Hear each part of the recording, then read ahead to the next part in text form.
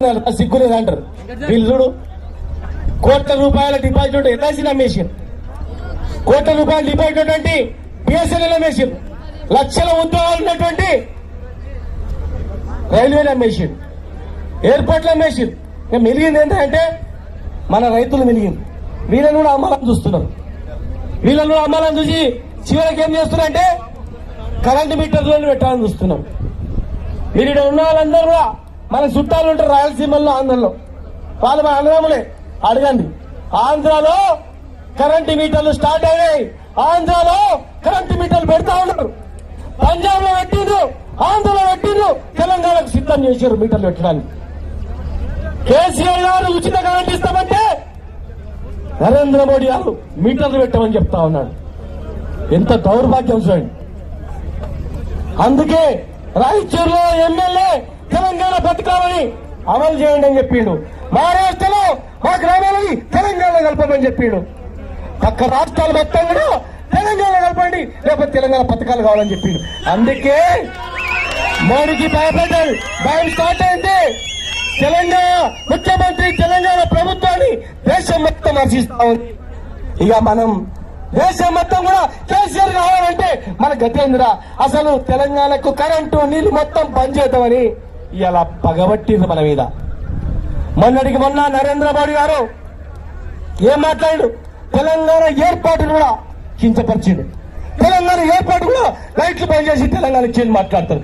మీకు ప్రేమ ఉన్న బడా వ్యాపార సంస్థలకు కొమ్ము కాయము, సామాన్య జనం కొరకే ఉన్నామన్నటువంటి నమ్మకం కలిగించాలంటే వెంటనే పెట్రోల్, డీజిల్, గ్యాస్ ధరలు తగ్గించాలి.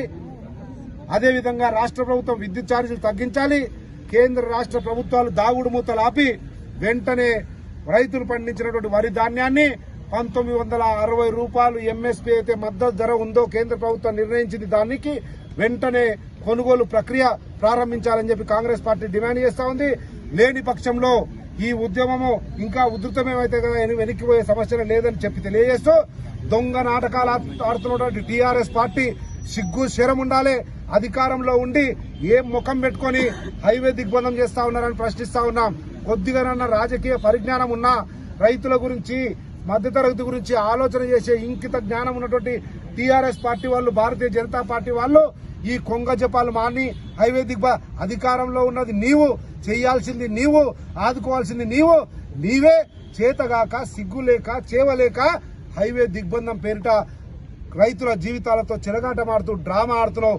ఈ డ్రామాలు బంద్ చేయండి అని చెప్పి భారతీయ జనతా పార్టీకి, టీఆర్ఎస్ పార్టీకి కూడా రైతుల పక్షాన, సామాన్య ప్రజల పక్షాన, మహిళల పక్షాన ఈ వడ్లు కొనుగోలు గాని, డీజిల్, పెట్రోలు, గ్యాస్ విషయంలో గాని, విద్యుత్ ఛార్జీల విషయంలో గాని ఖరాఖండిగా కాంగ్రెస్ పార్టీ డిమాండ్ చేస్తుంది అని విజ్ఞప్తి చేస్తూ, ఈ నాటకాలు బంద్ చేయకపోతే ప్రత్యక్ష చర్యలకు కూడా సామాన్య జనము, రైతులు పాల్గొనే పరిస్థితి ఉంది కనుక జాగ్రత్త అని కూడా హెచ్చరిస్తా ఉన్నాం. హాయ్ ఫ్రెండ్స్, మా టుడే టుమారో యూట్యూబ్ ఛానల్ చూస్తున్నందుకు చాలా థ్యాంక్స్. మరిన్ని లేటెస్ట్ వీడియోస్ కోసం వెంటనే సబ్స్క్రైబ్ చేయండి. అలాగే ఈ బెల్ ని కూడా రింగ్ చేసేయండి. మా నోటిఫికేషన్స్ అన్ని మీ మొబైల్లో వస్తాయి. అలాగే మా వీడియోస్ మీకు నచ్చితే లైక్ చేయండి, షేర్ చేయండి, నచ్చకపోతే కామెంట్ చేయండి.